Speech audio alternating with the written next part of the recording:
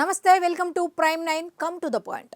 ఈ రోజు మనం ఈ కమ్ టు ద పాయింట్ లో మనం మాట్లాడుకునే పాయింట్ ఏంటి అంటే కేంద్ర ప్రభుత్వం పంచాయతీలకు రాష్ట్రానికి సంబంధించిన పంచాయతీలకు 410 కోట్ల రూపాయలను తాజాగా విడుదల చేసింది. ఎవరి చొరవతో అంటే డిప్యూటీ సీఎం పవన్ కళ్యాణ్ చొరవతో 410 కోట్ల రూపాయలను విడుదల చేసింది. అసలు గతంలో పంచాయతీలు అంటే ఏమిటి ఎవరికైనా తెలుసా? అసలు పంచాయతీ నిధులు అంటే ఏమిటో తెలుసా? అసలు నిధులు ఎవరు విడుదల చేస్తారో తెలుసా?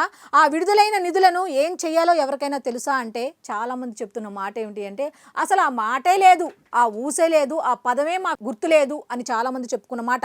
మీరు గతంలో గనక ఒకసారి గ్రామాల్లోకి వెళ్ళి ఉంటే చాలా మంది సర్పంచులు చెప్తున్న మాట ఏమిటో తెలుసా? మేము సర్పంచులు అన్న విషయం మాకే గుర్తులేదు, నిధులు వస్తున్నాయన్న విషయం కూడా మాకు తెలియదు, నిధులు వస్తున్నాయన్న విషయం తెలుసు కానీ మా దాకా రావట్లేదు, వాళ్ళ సొంత ప్రయోజనాలకి పక్కదోవ పడుతున్నాయి.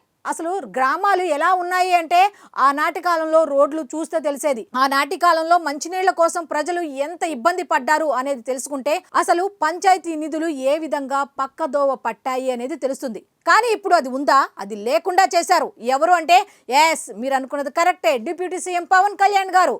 ఆయన ఏం చేశారు అంటే గ్రామాలు బాగుపడాలి అంటే పంచాయతీలకు నిధులు రావాలి. ఆ నిధులు రావాలి అంటే ఏం చేయాలి? కేంద్ర ప్రభుత్వంతో సఖ్యతగా ఉండాలి. ఆ సఖ్యత చూపించారు కాబట్టే తాజాగా 410 కోట్ల రూపాయలను కేంద్ర ప్రభుత్వం విడుదల చేసింది.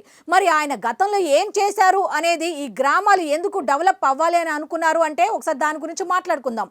అసలు గ్రామాలు అభివృద్ధి చెందాలి అంటే ఇందాక చెప్పుకున్నట్టు పంచాయతీలకు నిధులు రావాలి. పంచాయతీకి నిధులు వస్తే ఏమవుతుందంటే ఆ సర్పంచులు గ్రామానికి, వాళ్ళ సరౌండింగ్లో ఉన్న గ్రామానికి ఏమేం కావాలి ఏమిటి అనేది చూసుకుంటారు. అప్పుడు మాత్రమే గ్రామాలు డెవలప్ అవుతాయి.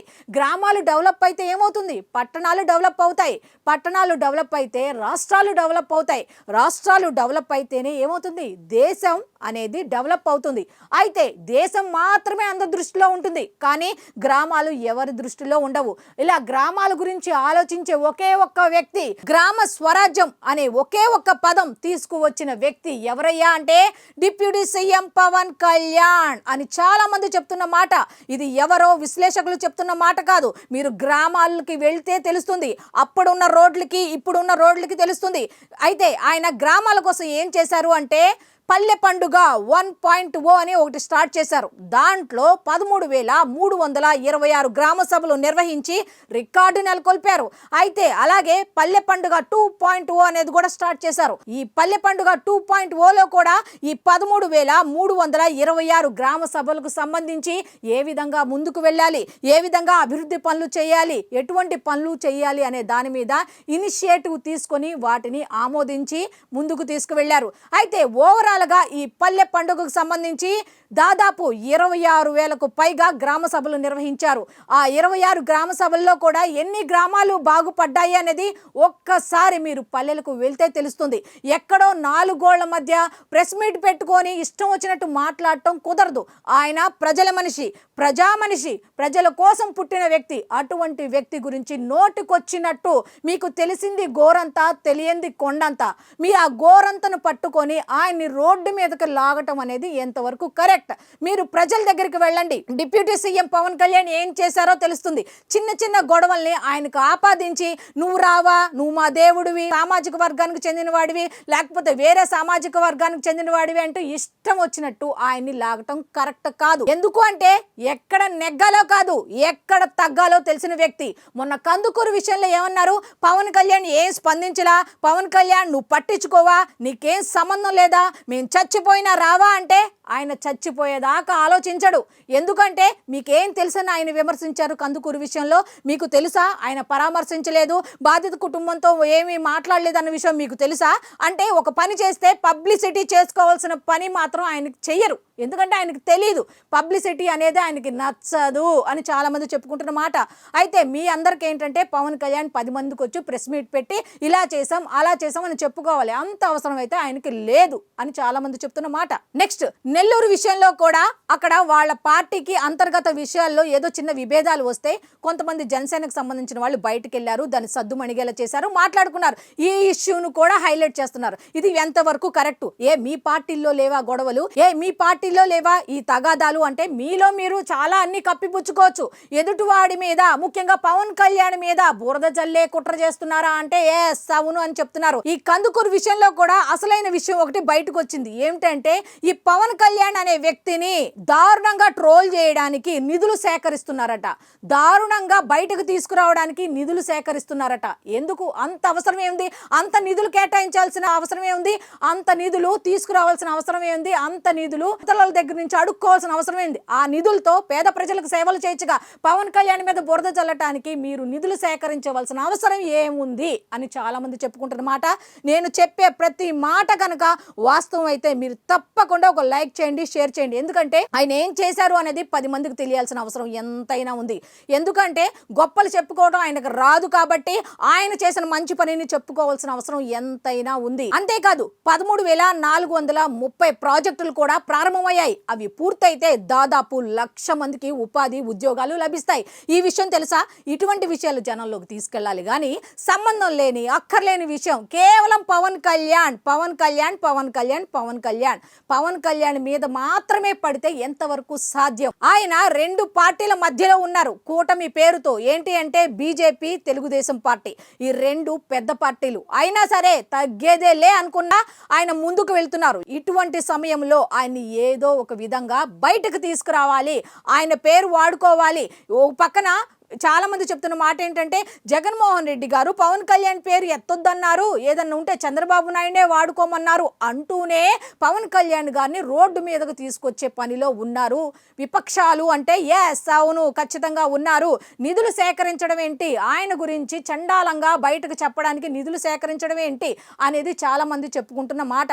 మీకు నిజంగా సేవ చేయాలి అని ఉంటే ప్రజలకు చేయండి. ఆ నిధులతో పవన్ కళ్యాణ్ మీద రూపాయి వెచ్చించినా మీకు ఉపయోగం లేదు. ఎందుకంటే ఆయన ప్రజల మనిషి, ప్రజా మనిషి కాబట్టి. ఎవరు గ్రామాల గురించి ఆలోచించిన వ్యక్తి ఎవరు? ఎంతమంది వచ్చారు, ఎంతమంది వెళ్ళారు? ఈ గ్రామాల గురించి ఆలోచించిన వాళ్ళు ఎవరు అంటే 100కో కోటికో ఎవరో ఒకళ్ళు మాత్రమే ఉంటారు అనుకోవడంలో ఈ మధ్య కాలంలో ఎవరయ్యా అంటే డిప్యూటీ సీఎం పవన్ కళ్యాణ్ గారు గ్రామాల గురించి ఆలోచించారు. కేంద్ర ప్రభుత్వంతో సఖ్యత ఉన్నారు. ఇప్పుడు ఉప్పాడ సమస్యకు సంబంధించింది కూడా నేను పడవ వేసుకొని వస్తా అన్నారు. ఆ ఏర్పాట్లలోనే ఉన్నారు. ఖచ్చితంగా ఆయన పడవలో వెళ్తారు. అక్కడ పనులన్నీ సముద్రంలో తిరిగి మొత్తం అక్కడ ఏం జరుగుతోంది ఏంటి అనేది పరిశీలిస్తారు. దానికి ఒక మార్గం అయితే చూపిస్తారు అని చాలా మంది చెప్పుకుంటున్నమాట. మరి ఇటువంటి సమయంలో పవన్ కళ్యాణ్ని ఈ విధంగా జనంలోకి వెళ్తున్న పవన్ కళ్యాణ్ని ఈ విధంగా బద్నాం చేయటం అనేది ఎంతవరకు కరెక్ట్ అనేది చాలా మంది చెప్పుకుంటున్న మాట. మంచి పని చేసే జగన్మోహన్ రెడ్డి అయినా సరే, చంద్రబాబు నాయుడు గారైనా సరే, ప్రధానమంత్రి నరేంద్ర మోదీ గారైనా సరే, పవన్ కళ్యాణ్ అయినా సరే బయటకు చెప్పుకోవాల్సిన అవసరం ఎంతైనా ఉంది. అక్కడ డిప్యూటీ సీఎం పవన్ కళ్యాణ్ లేకపోతే పవర్ స్టార్ పవన్ కళ్యాణ్ అనేది పక్కన పెట్టండి. ప్రజల మనిషి, ప్రజల కోసం వచ్చిన వ్యక్తి, ప్రజా మనిషి, ప్రజల కోసం వచ్చిన వ్యక్తుల్లో మీకు ఈ మధ్య కాలంలో ఎవరైనా ఉన్నారా? ఒక్కసారి ఆలోచించండి. అంటే చాలా మంది ఇంతవరకైతే మేము చూడలేదు అలాంటి వ్యక్తిని అంటూ మీరు గ్రామాల్లోకి వెళితే వాళ్ళ హృదయ స్పందన అనేది తెలుస్తుంది. గ్రామ ప్రజల దగ్గరికి వెళ్ళి అడగండి పవన్ కళ్యాణ్ అంటే ఏంటో తెలుస్తుంది. 4 గోళ్ల మధ్య వైట్ డ్రెస్ ఒకటి వేసేసుకొని మేము ఆ సామాజిక వర్గం ఈ సామాజిక వర్గం అంటూ అక్కర్లేని విషయాలన్నీ తీసుకొచ్చి పవన్ కళ్యాణ్ నువ్వు వచ్చి సమాధానం చెప్పు అంటే అక్కర్లేని విషయాలకు సమాధానం చెప్పేంత తీరిక ఆయనకు లేదు. ఆ ఓపిక ఆయన దగ్గర లేదు. ఆయనకి ఓపిక నశిస్తే ఏం జరుగుతుంది అన్నది అందరికీ తెలిసిందే. అది 2024 ఎన్నికల్లో అందరికీ తెలిసింది. నెక్స్ట్ ఇప్పుడు కూడా అదే తీరుతో ఆయన బయటకి వస్తారు, వచ్చి తీరతారు. ఎవరైతే ఏమైతే అనుకుంటున్నారో వాళ్ళందరికీ కౌంటర్ మాత్రం ఖచ్చితంగా ఇచ్చి తీరుతారు. ఏ విధంగా ఇచ్చి తీరుతారు అంటే మంచి పనులతో ఇచ్చి తీరుతారు, మంచి మాటలతో ఇచ్చి తీరుతారు. ఒక మంచి విధి విధానాల రూపకర్త ఆయన అని చాలా మంది చెప్తున్నారు. ఇప్పుడు చంద్రబాబు నాయుడు గారిని రాజకీయ చాణక్యుడు అంటారు. కానీ ఆ చాణక్యుడు ఎవరిని ఫాలో అవుతున్నారో తెలుసా? పవన్ కళ్యాణ్ గారిని. ఎందుకు ఫాలో అవుతున్నారంటే ఆయన చేసే దాంట్లో ఈయన మంచిని మాత్రమే చూస్తారు. ఇప్పుడు పవన్ కళ్యాణ్ చెడుగా ఆలోచిస్తే చంద్రబాబు నాయుడు గారు దగ్గర కాదు కదా, సరౌండింగ్ కూడా రానివ్వరు. కానీ పవన్ కళ్యాణ్ ఆలోచన విధానం చంద్రబాబు నాయుడు గారికి నచ్చింది కాబట్టే ఆయన్ని దగ్గరకు తీసుకొని ఆయన సలహాలను పంచుకుంటూ వాళ్ళిద్దరూ సంక్షేమం అభివృద్ధి దిశగా ముందుకు వెళ్తున్నారు. ఆయన పదే పదే చెప్తున్నది 15 ఏళ్ళు మేమే, 15 ఏళ్ళు మేమే అని ఎందుకు చెప్తున్నారు అంటే, ఇలా విభేదాలు మీరు ఎన్ని సృష్టించినా మేము ఇంకా బలంగానే తయారవుతాం తప్ప బలహీనంగా అయితే మారము అని చాలా మందికి కౌంటర్ ఇస్తున్నారు. మీరు ఎన్నన్నా చేసుకోండి, 15 ఏళ్ళు మావే ఆయన ఖచ్చితంగా చెప్తున్నారు. అంటే వాళ్ళిద్దరూ ముఖ్యంగా కూటమిలో బీజేపీ, తెలుగుదేశం, జనసేన అనే 3 పార్టీలు ఎంత బలంగా ఉన్నాయి, ఎంత భీష్మించుకొని కూర్చున్నాయి. ఆంధ్రప్రదేశ్ అభివృద్ధికే మేము మా ఓటు వేస్తాం, దానికోసం ఎంత దూరమైనా వెళ్తాం, ఎటువంటి గొడవలు ఉన్నా సరే మేము సామరస్యంగా పరిష్కరించుకుంటాం అని చెప్తున్నమాట. అలాగే జనసేన నాయకులకి, కార్యకర్తలకు కూడా deputy CM Pawan Kalyan, party అధినేత పవన్ కళ్యాణ్ గారు ఒక మాటే చెప్తున్నారు, సంయమనం పాటించండి. ఎక్కడైనా చిన్న ఇష్యూ అయితే మీ మీద పై ఉన్న స్థాయి వాళ్ళకి ఫిర్యాదు చేయండి. మీలో మీకు గొడవలు అయితే రోడ్డు ఎక్కొద్దు, నా దాకా తీసుకురండి, నేను పరిష్కరిస్తా, నా దాకా రండి. కాకపోతే మొత్తం నేనే పరిష్కరించాలి, నేనే చెయ్యాలి అంటే అవదు. కాబట్టి మీ పైన ఉన్న, మీ స్థాయికి మించి ఉన్న వాళ్ళు ఉంటారు కదా, వాళ్ళ దగ్గరికి వెళ్ళండి, మీ సమస్య చెప్పండి. వాళ్ళ ద్వారా కాకపోతే ఇంకొద్దిగా ద్వారా కూడా కాకపోతే నా దగ్గరికి రండి అంటూ ఆయన పిలుపునివ్వడం జరిగింది. మనలో మనం కొట్టుకుంటే ఏం సాధిస్తాం, ఏం సాధించలేము. నేనేమో గర్వంగా 15 ఏళ్ళు అని చెప్తున్నాను, మీరేమో క్రింది స్థాయిలో ఈ విధంగా చేస్తున్నారు. ప్రతి దానికి ఓవర్గా రియాక్ట్ అవ్వద్దు, ఎక్కడ స్పందించాలో ఎక్కడ స్పందించకూడదో మీరు ఆలోచించుకొని అడుగు వేయండి అంటూ నిన్న జరిగిన సమావేశంలో కూడా ఆయన ఆవేదన చెందారట. ఏమని అంటే, సంస్థాగతంగా పార్టీని బలోపేతం చేయాల్సిన అవసరం ఇప్పుడు వచ్చింది. 2 బలమైన పార్టీల మధ్య మనం ఉంటున్నాం కాబట్టి మన పార్టీని కూడా డెవలప్ చేసుకోవాల్సిన అవసరం ఎంతైనా ఉంది. ఇలాంటప్పుడు మీ సహాయ సహకారాలు అనేవి నాకు చాలా చాలా ఇంపార్టెంట్. నాకు సపోర్ట్గా ఉండండి, నేను ఈ మిగతాది నేను నడిపిస్తాను, మీరు నాకు సపోర్ట్గా ఉంటేనే నేను ఏదన్నా చేయగలను అన్నట్టుగా ఆయన బాధని వెళ్ళగక్కడం జరిగినట్టుగా తెలుస్తోంది. సో ఆయన కేవలం ఒక జనసేన కార్యకర్తలకు మాత్రమే కాదు, కూటమి నేతలకి, అంటే వాళ్ళు బీజేపీ వాళ్ళ, తెలుగుదేశం పార్టీ వాళ్ళనే కాకుండా అరాచక శక్తులు వస్తున్నాయి, జాగ్రత్త, మీలో మీరు కొట్టుకోవద్దు అని ఇంటిమేషన్ ఇవ్వటం ఎన్నో రోజుల నుండి మనం చూస్తున్నాం. రీసెంట్ గా పవన్ కళ్యాణ్ గారు 3వ కన్ను తెరిచారా, ఆయనకు వాస్తవాలు ఎలా తెలిసాయి అంటే ఖచ్చితంగా తెలిసాయి కాబట్టే, వాళ్ళు ఏం చేయబోతున్నారో ఆయన గమనించారు కాబట్టే ముందుగానే హెచ్చరికలు జారీ చేశారు. అటువంటి సంఘ విద్రోహ శక్తులు బయటకు వస్తున్నాయి, మీరు అప్రమత్తంగా ఉండాలి అన్నారో లేదో ఖచ్చితంగా అదే ఇష్యూ కందుకూరులో లేవనెత్తారు. సో వాళ్ళు అనుకున్నట్టుగా ప్లాన్ అయితే జరగలేదు, వాళ్ళు వేసుకున్న ప్లాన్ అయితే బెడ్స్ కొట్టిందని చాలా మంది చెప్తున్నారు. సో ఇప్పటికైనా పవన్ కళ్యాణ్ గారు చేసే మంచి పనిని 10 మందికి చెప్పాలి. ఎందుకంటే మంచిని 10 మందికి చేరవేయాల్సిన అవసరం ఒక యువతే కాదు, అందరూ ఒక సామాజిక బాధ్యత జనంలోకి తీసుకువెళ్లాల్సిన అవసరం ఎంతైనా ఉందని చెప్తున్నమాట. సో ఇది ఈనాటి కమ్ టు ద పాయింట్. మళ్ళీ రేపటి కమ్ టు ద పాయింట్ లో కలుసుకుందాం. అంతవరకు సెలవు, నమస్కారం.